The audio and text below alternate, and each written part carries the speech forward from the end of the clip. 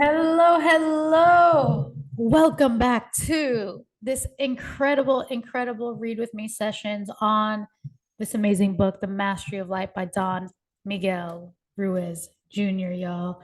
This is it right here. This is what it looks like. It's beautiful, it feels amazing. And if you don't have the physical book, no problem.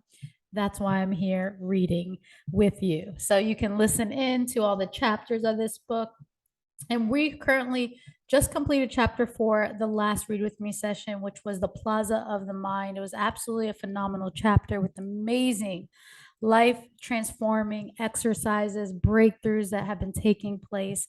And so if you did miss that out and you're just joining us for the first time, go check it out. It's under the playlist. You'll see the titles of the books and all the recordings for that specific book. All right. We're going to be diving into chapter 5 today, which is the Plaza of, let's see what the Plaza of, I believe, Plaza of Water. The Plaza of Water. I feel like this is going to be amazing. So, my name is Vanessa Black. Again, I'm so happy and grateful that you're here. You're investing this time into you, into your growth, into your personal development, into your personal freedom. Okay, into your personal freedom. And as Don Miguel mentioned in the last chapter,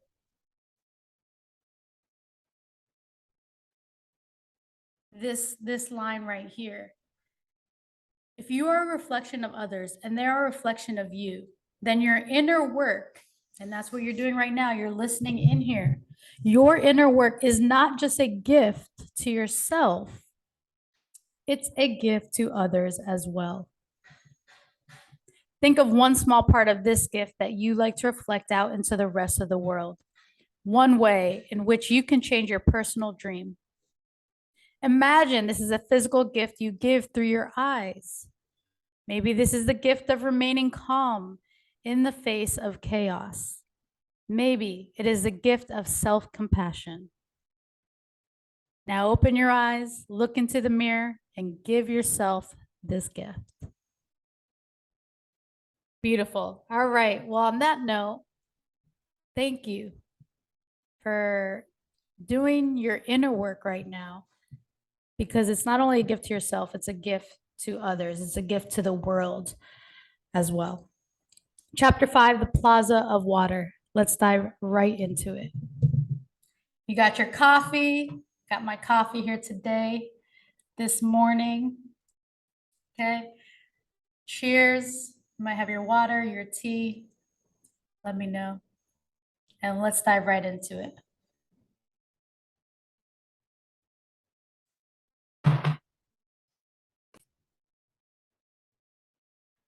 For cultures all over the world and throughout history, water has long been associated with healing and emotion. You probably already know that 50 to 75% of the human body is made up of water. Water is therefore a fundamental part of our being.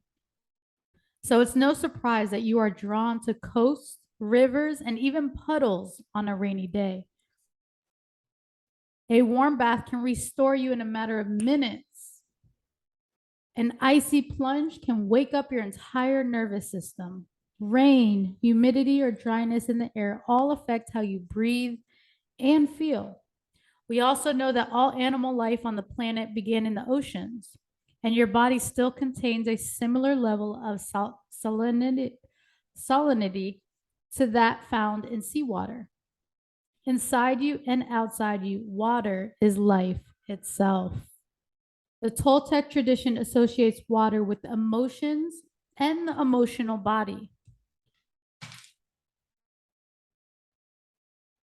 Water thus holds powerful healing potential for the body and mind.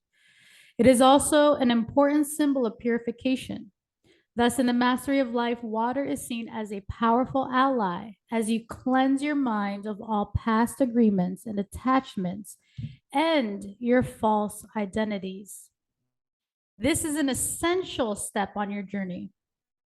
So once you pass through the plaza of the mind, you enter the plaza of water, which marks the first of 4 locations along the avenue of the dead that correlate to the 4 elements: water, air, fire, and earth.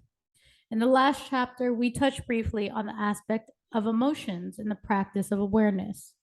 The parasite in your mind gathers all kinds of agreements to control and manipulate you. And many times the judge and the victim use their voices to trigger emotions within you.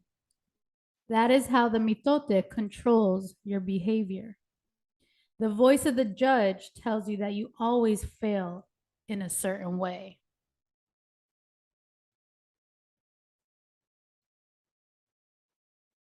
The victim within you hears the voice and believes it, which produces emotions like sadness, guilt, or despair.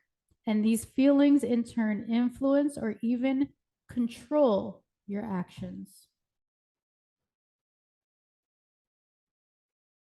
Of course, emotions themselves are neither bad or good. Emotions themselves are neither bad or good, but in your personal dream and in the larger dream of the planet, you can become emotionally reactive for reasons that you don't fully understand and are too fearful to investigate.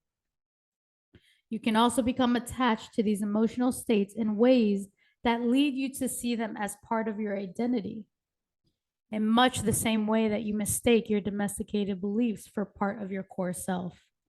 In these reactive states, when you become deeply identified with your emotions, you can do great harm to yourself and others. That's why, if you want personal freedom, okay, if you want personal freedom, do you want personal freedom?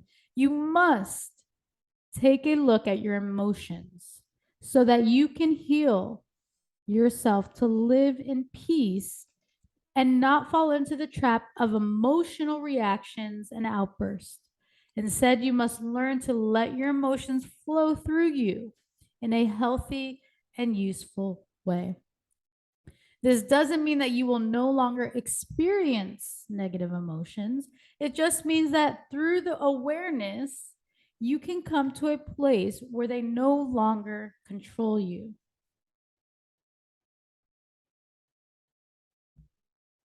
That's big. For example, feelings of anxiety and regret often reveal areas of domestication and activities of the storytelling mind because they are forced or they are focused on what might happen in the future or what should not have happened in the past. When you look closely at these emotions, however you find that, in almost all instances, there is a story based in psychological fear that fuels them.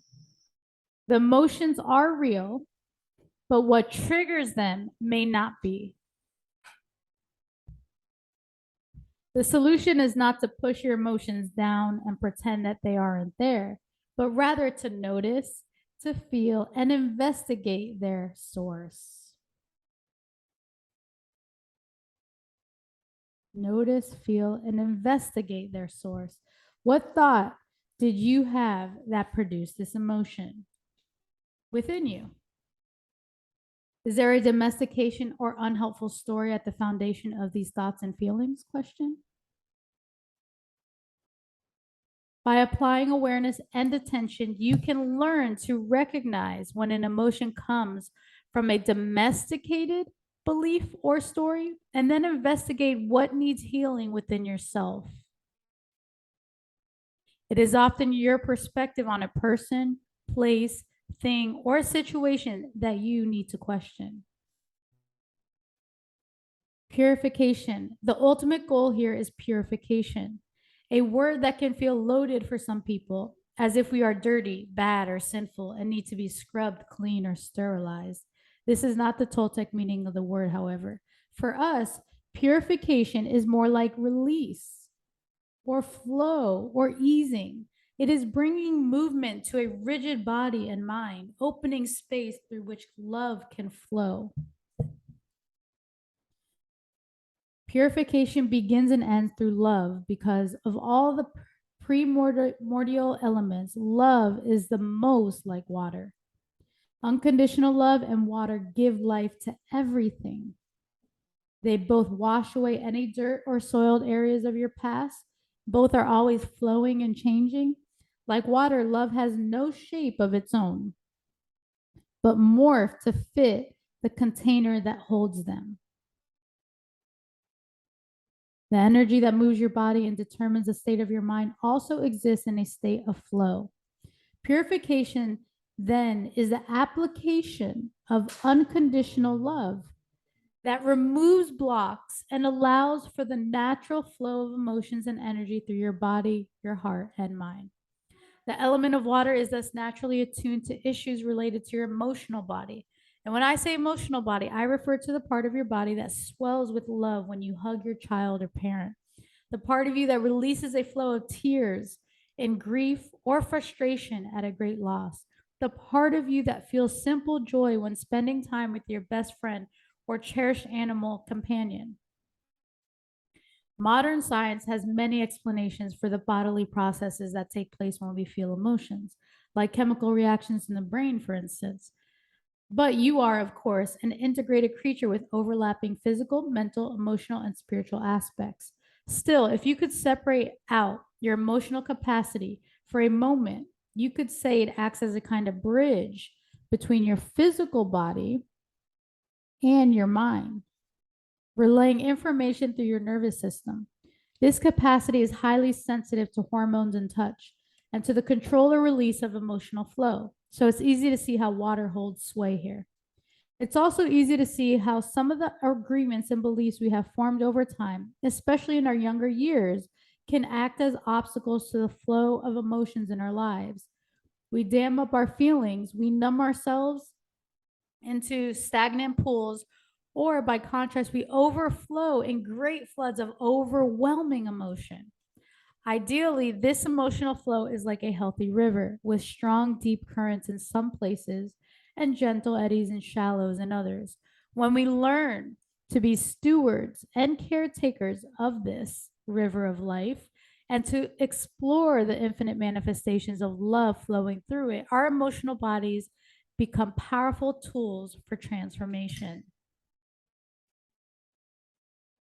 Of course, many of us have never learned to use our emotions in this way. If anything, the dominant culture idea in the current dream of the planet teaches us to shut down certain emotions. It labels some emotions as uncomfortable or not to be trusted or even dangerous. And this can become a self fulfilling prophecy at times, since people with little emotional intelligence do tend to have dangerous emotional outbursts and reactions or to suppress emotions in a harmful way. Because they don't understand their emotions, they can't begin to trust them or anybody else's.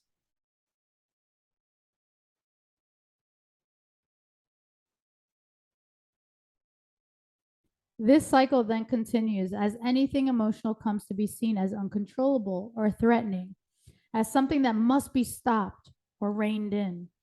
Many of us have also become domesticated to the idea of putting logic over emotions when making decisions. This belief rests on the idea that any real problem or situation has a logical solution. Furthermore, it rests on the flawed idea that once we understand the logical choice, we will always take the most reasonable action. As much as you may like to think that you are a logical being who makes logical choices, that you can separate your thoughts and actions from your emotions, ultimately, you are diluting yourself if you believe this. Your emotions almost always influence your behavior. If you think you are making rational decisions without being influenced by your emotions, you are likely either unaware of your emotions or suppressing them.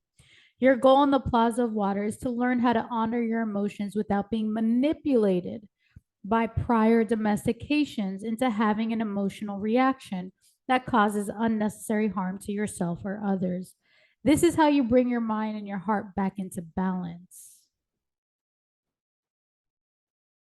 I feel, I am. In the introduction, we talked about the power of words. This power is practically evident when it comes to our emotions and the way we use language. For instance, when someone asks how you are today, you may answer in a variety of ways. For example, I am happy, I am sad. I am excited. I am good. I am bad. I am nervous. I am excited. I am depressed.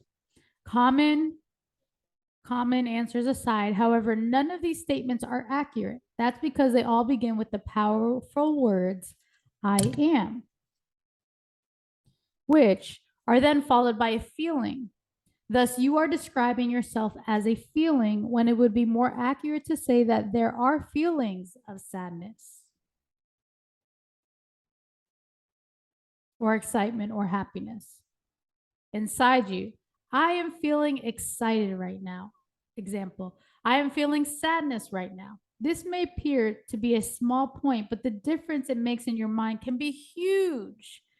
So true. Anything after when you speak I am, you're identifying with that of who you are. And that's what he's going into right now. But if you say I am great, because you are, I am perfect, but I'm feeling a little sad right now, is a big difference than I am sad. I am depressed. I am sick. I am, because you're identifying with that as one instead of I am perfect. I'm just feeling whatever you're feeling. In the first example, you are signaling to yourself that you are the feeling inside of you. Over time, if you say that enough, it can become a part of you, the identity that you construct in your mind. Example, I'm an unhappy person. I'm always nervous. Most of us know people we might describe as basically unhappy people. Sadly, that is likely how they see themselves as well. It likely reflects the story that they play in their minds. So, for example, not saying I am OCD, okay? How would you change that up? How would you change that up in your language?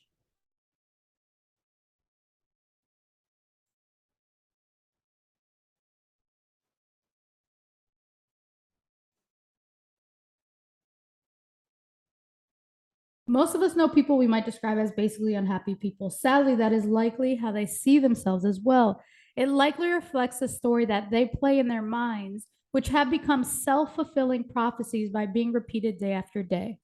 What is a self-fulfilling prophecy? Meaning because you're repeating every day, it's not there right now, but it eventually happens because you're saying it and repeating it every day. That's why our words are so powerful. What are we saying every day? Because we're creating with our words. We are creating with the words that we speak every day. With a subtle change in language, however, you can acknowledge that you are experiencing an emotion in the moment rather than making that emotion part of your identity. And this brings us back to the concept of purification, to seeing emotions as akin to freely flowing water. Through purification, you allow emotions to pass through you without being blocked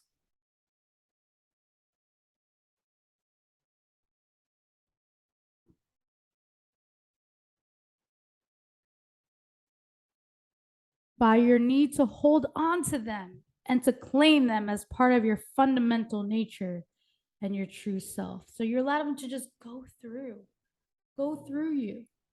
Your emotions are real, but they are not who you are. And you don't have to take action based on them, although sometimes you may. After assessing the situation and your inner reaction, choose to take action. This act of conscious discernment rooted in awareness is what makes you a master. This is huge, and I'm going to share a personal story, and I've shared this in our inner circle. It was my birthday in July 16th. The night before, and because I'm familiar with their teachings, the Toltec tradition teachings, for probably over 10 years, maybe 15 years now. So that was like 21. And practicing. It was the night, and I'm going to give you an example of this because you might have, and it could help somebody that's listening in.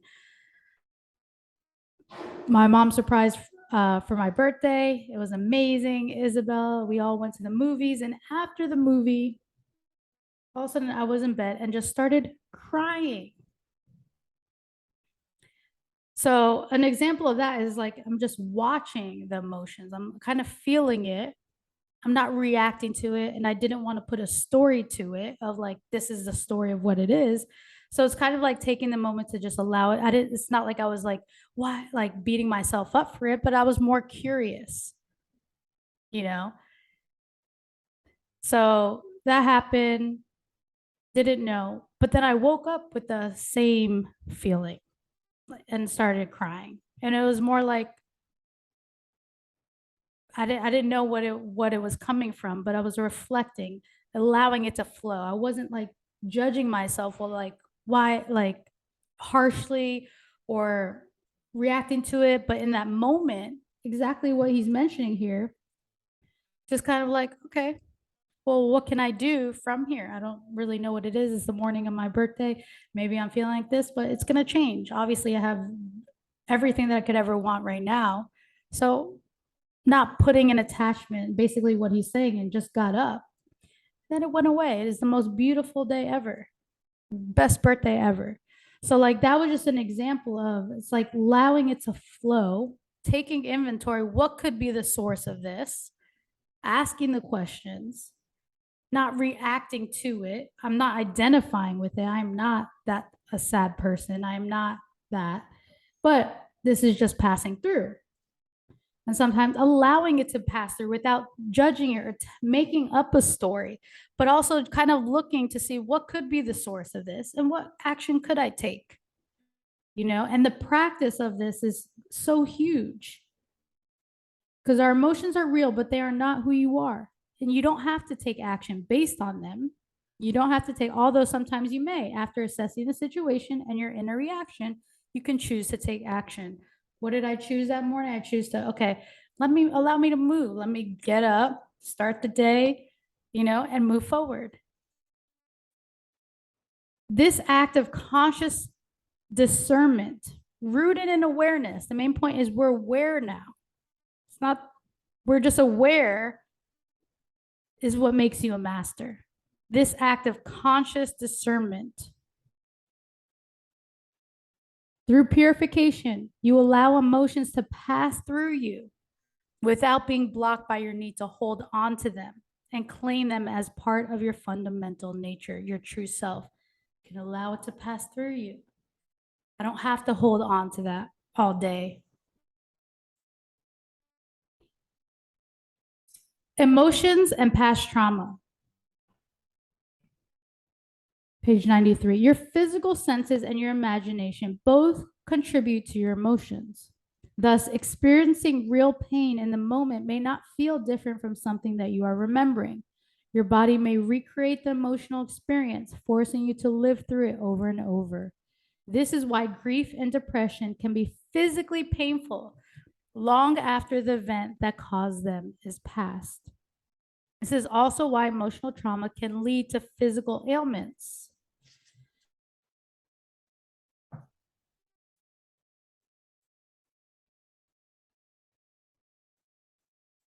I'm going to repeat that again. Let's go back. Your body may recreate emotional experience, forcing you to live through it over and over. This is why grief and depression can be physically painful long after the event that caused them is past. This is also why emotional trauma can lead to physical ailments, physical things that happen to your body. And this is why perhaps the most important work that you do with emotions must take into account the profound process involved when you experience trauma.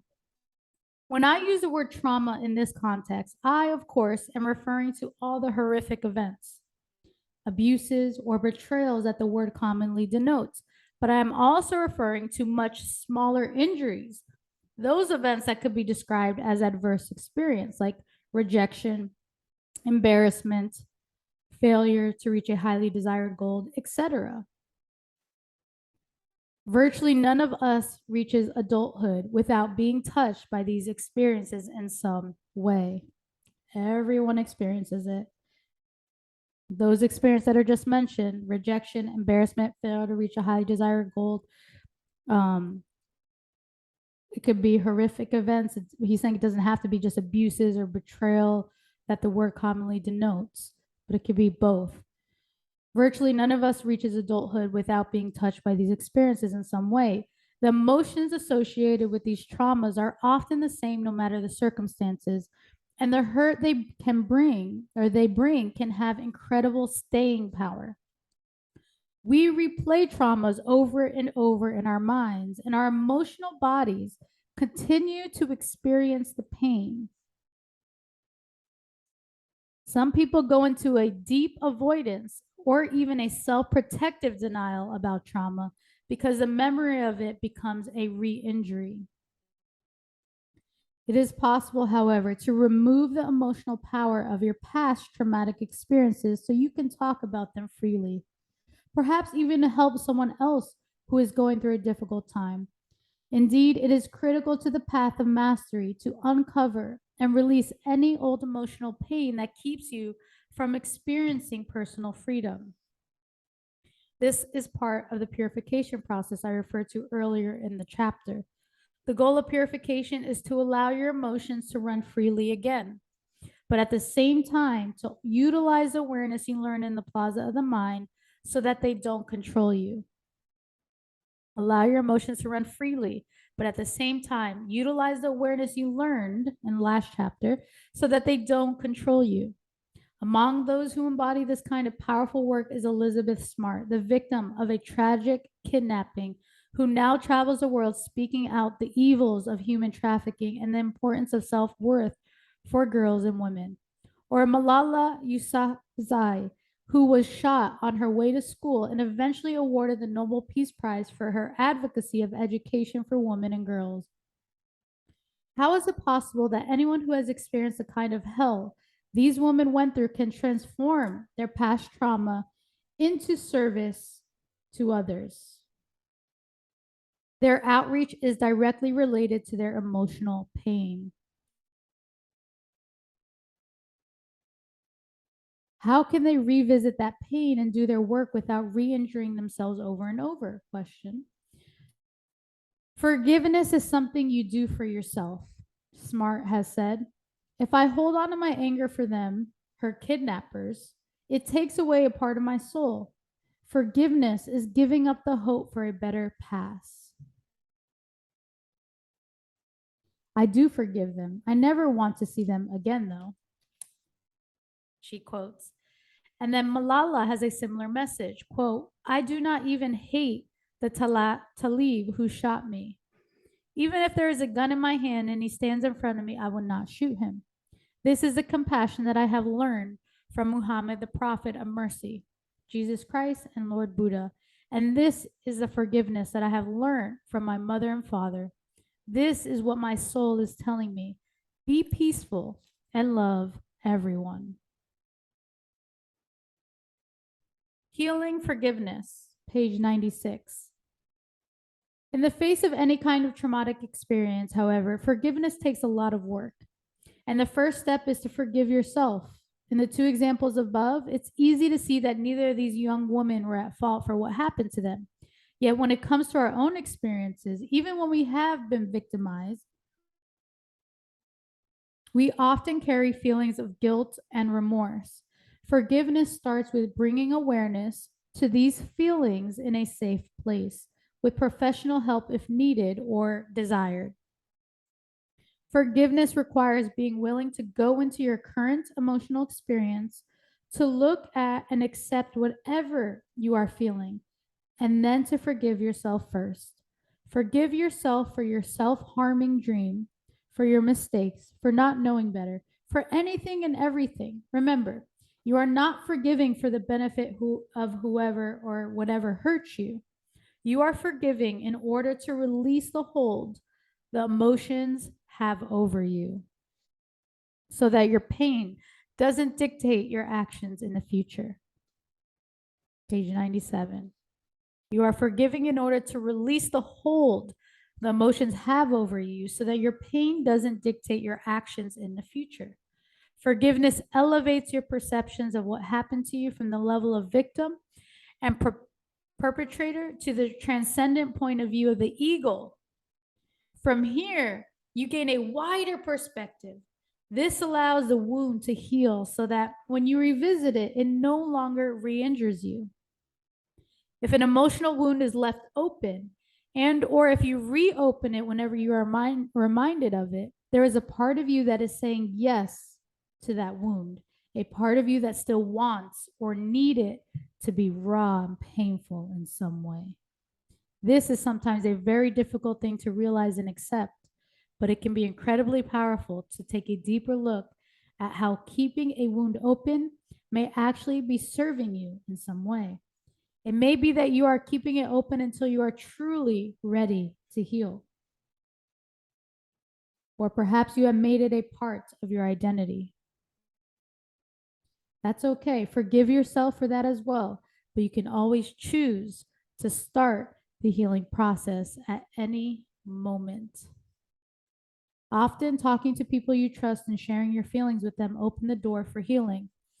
When feelings are taboo, when you think they should not be discussed or even admitted to, you shut down the chance to work with them. As the great Fred Rogers reminds us, when we talk about our feelings, they become less overwhelming, less upsetting, and less scary. The people we trust with that important talk can help us know that we are not alone. Your emotions offer an enormous wellspring of material with which and through which you can work on your journey to personal freedom. Your emotional body is linked to a veritable library of stories, beliefs, agreements, and memories that you can examine in your work as a Toltec warrior. And your freedom often lies right on the other side of a painful emotion. Your freedom often lies on the other side of a painful emotion. Healing laughter. Ironically, comedians are often known for being miserable in their offstage lives. Although it seems like a contradiction at first, this actually makes a lot of sense. Often their struggle with painful childhoods, past traumas, depression, or addictions led them to develop humor as a tool to divert the attention of others to where they wanted it to go. Or it may have become a way to cover over their own tender spots with a protective shield of one kind or another. Comedic genius Dave Chappelle talks about how he avoided being teased and bullied as a child by calling out his own faults before anyone else could and making people laugh at them. Humor allowed him to control the narrative. This is a perfectly good survival strategy for the victim child, by the way. There's nothing wrong with donning a mask of comedy to stay alive, stay safe, and protect yourself. The problem often comes later for people who had to adopt this mask early in life because their mask itself later becomes painful, even crippling to wear. In the middle of their careers, some comedians have to change from being self-focused to other-focused. Their style of comedy may remain the same, but the impulse behind it changes. The things they did as children and as young adults to be funny were done less out of choice and more out of necessity. But with a little perspective, comedians can come to see their role in a different way. They can come to see their humor as being in service of something bigger, a gift to their audience and to others in their field. Their survival strategies become gifts. When you're able to laugh from a genuine place at a past embarrassment or hurt, that's a sign that you are healing. When you can laugh at situations that you used to take very seriously and for which you may judge yourself, this is an indication that you're no longer using those situations to form an identity. When you still view past events so seriously that you aren't yet able to laugh at them, that can indicate where you still have work to do. It's a good awareness point that he's mentioning. When you still view past events so seriously that you aren't able to laugh at them, you can indicate where you still have work to do. Part of the work of unblocking the river of your emotional lives is to allow the flow of joy. It is interesting that even when we pretend to laugh when there's nothing we find funny, this can often transform into authentic laughter. This is especially true when practiced with others. This is the phenomena at the heart of laughter clubs and laughter yoga, where people get together to practice a series of laughter exercises that very quickly transition into delightful, contagious, real mirth. There are even some amazing videos on YouTube of strangers starting laughing attacks on crowded subways or buses. My point is that sometimes we don't let ourselves feel the good things. Perhaps we think that if we shut down our positive emotions, we can somehow ward off the negative ones, but it doesn't work that way. We don't have a good feelings emotional body and a bad feelings emotional body. They're one and the same. So practice feeling sadness, practice laughing. Let the tears and the laughter flow. Neither one defines you. Beautiful. Two wolves.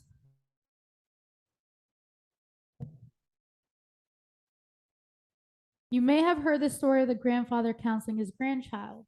Inside each of two wolves inside each of us, two wolves exist. The grandfather says, one a wolf of compassion and the other a wolf of hate and selfishness. Grandfather, the child asked, if they fight, which one will win?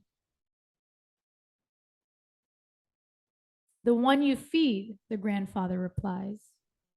I love this story from the first moment I heard it, and I was sure at the time that it was telling me to feed the wolf of love within me. Then after a while, I realized that the story tells me that both wolves exist in me. Both wolves exist in all of us. Unconditional love, then, is not choosing to ignore or destroy the hate or selfishness within us. It lives in the willingness to see and love all of ourselves. It lives in the willingness to see and love all of ourselves. Conditional love sees only what it wants to see. But with awareness, with knowledge, you learn to see both the darkness and the light. It's like the concept and symbol of yin and yang, two halves of a whole, equal, separate, intertwined, and each holding a piece of the other within itself. You are both wolves. You contain both sides of almost any opposite qualities you can imagine, but you do not allow them to be at war with one another. I accept me as I am now. I am both wolves. To love myself is to feed both. I choose, however, not to make them fight. The war ends with me. When I have this peace within, unclouded by conditional love, I approach myself and all my relationships differently. Practice saying, I love you and I accept you. To everything inside of you and outside, I love you and I accept you. I love you and I accept you. Absolutely everything. You do not have to like what you accept. You just have to acknowledge it. Let the pure rushing water of your emotional body flow. Fill your cup with unending, unconditional love. That is great. It's a great practice. And he might be going he's about to go into some great exercises. Just that line right there is an amazing exercise. I love you and I accept you, even if they're to everyone in your life. He's saying you do not have to like what you accept. You just have to acknowledge it. I love you and I accept you. I love you and I accept you. It may be different than what I believe or the story or my, whatever, but I love you and I accept you. I love you and I accept you. Exercise. Let's go into some exercises. The emotional body. Working with the emotions can be intense, and journaling can be particularly helpful when working through them. Begin by considering what domesticated ideas you may have acquired over the years concerning emotion.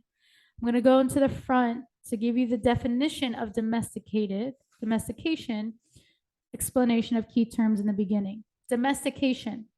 What is it? The primary system of control in the dream of the planet. Starting when we are very young, we are presented with either a reward or a punishment for adopting the beliefs and behaviors others find acceptable. When we do this as a result of either reward or punishment, we become domesticated. For example, your puppies, your dogs, your animals are domesticated because you probably give them a reward when they do something good, like they sit, you give them a reward. So just like when you were a child, your parent might have gave you a punishment or a reward. Let's say if you were good in school, maybe got good grades or whatever it is, they maybe give you a reward. If you were the opposite of what they believed, then they gave you punishment. There was you were domesticated in that point. Okay, so that's what domestication is.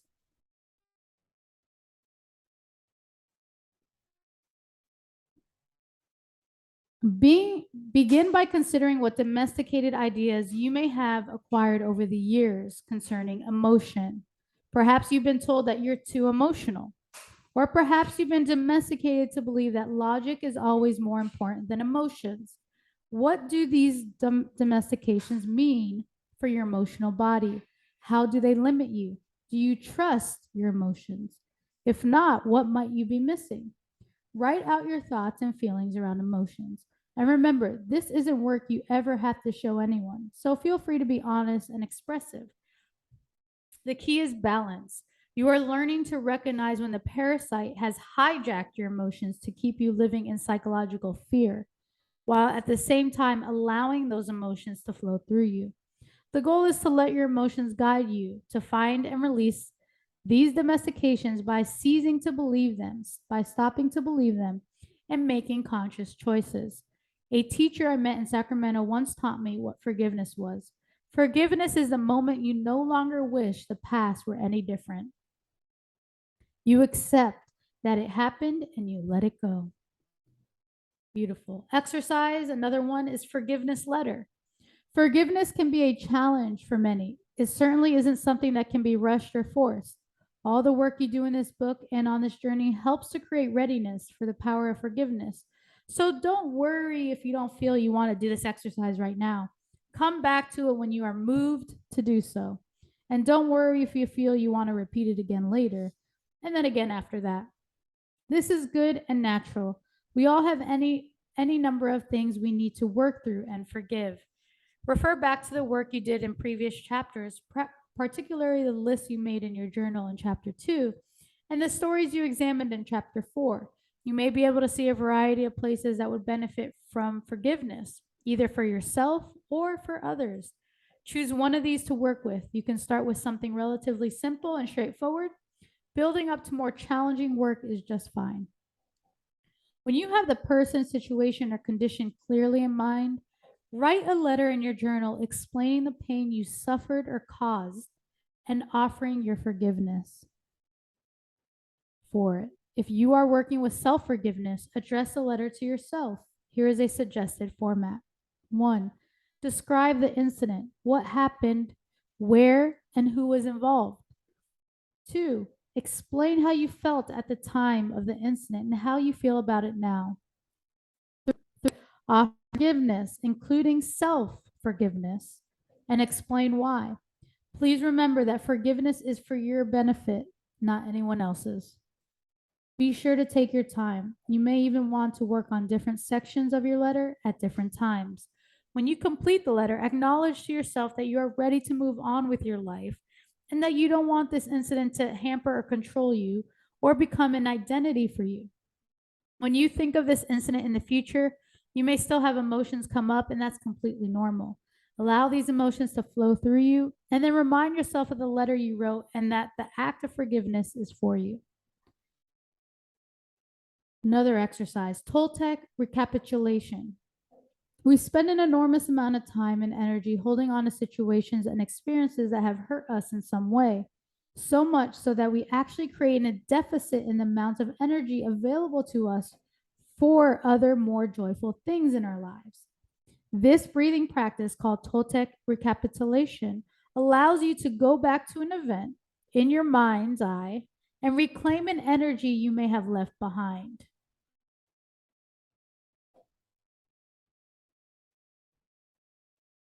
This technique uses the universally recognized power of the breath to cleanse the negative emotions from memories. Its purpose is to reclaim the emotional energy you invested in an experience so that you can recall it without living it. When there is no emotional charge left to a memory, it is neutral and can no longer be used to generate suffering inside of you. Thus, you can take back your emotional power so that you can move forward and heal the open wounds that remain from other painful and traumatic events in your past. This practice can be done any number of times to address painful experiences. Begin by remembering a specific time when you experienced a deep emotional wound. Perhaps there is something on the list you made in chapter 2. This may be a time when you were physically, mentally, or emotionally abused. Perhaps it was the end of a marriage, the death of a loved one, or a major physical accident or illness. Choose an experience that brings up negative emotions when you remember it. This can be difficult, so take your time. Find a quiet space where you can either sit comfortably or lie down undisturbed for several minutes. Take a few moments to recall the incident you have chosen in your mind or write out the details of the event in your journal. As you do so, focus on the memory and allow all of the negative emotion you experienced during the event to come up within you. Notice how the emotions move in your body. You may feel your skin flush or experience a fluttering in your stomach. These are physical manifestations of emotional energy. Consider the many times you have replayed this event in your mind, using the emotional energy behind it to hurt yourself or others. As you inhale, draw this energy back to yourself. It is yours, and you have the right to choose where you wish to use it going forward. Now exhale, keeping the memory clear in your mind. And imagine that your body is pushing out and releasing all the negative emotion you feel toward the event.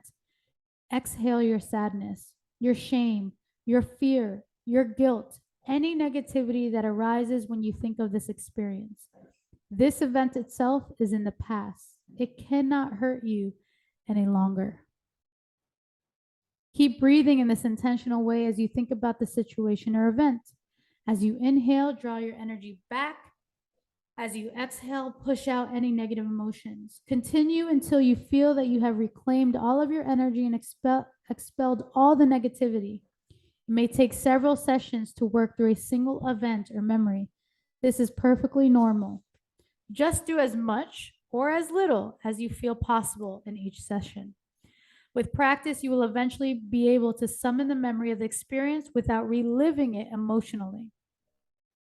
When this happens, you will know that you have successfully released its power over you. Your energy, your power is now fully yours again. Exercise, connecting with water. Here are a couple simple suggestions that can help facilitate your connection to the emotional flow and healing nature of water. Example, take a ritual bath. If you have access to a bathtub, create an evening of relaxation and cleansing by setting aside some special time to take a sacred healing bath. Light candles, add flowers, or other natural items to scent the water. Play soothing music and allow your body to relax completely. Another one, visit a natural body of water. Work to see this body of water in a new way, like a lake, river, and oceans all have uniquely beautiful energy when we take time to notice it. Activities that can help you connect to the healing power of natural water include swimming, dipping your hands in the water and splashing your face, singing to the water, or sitting in silence while listening to the water's natural music.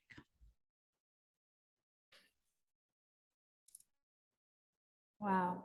What a beautiful, beautiful chapter.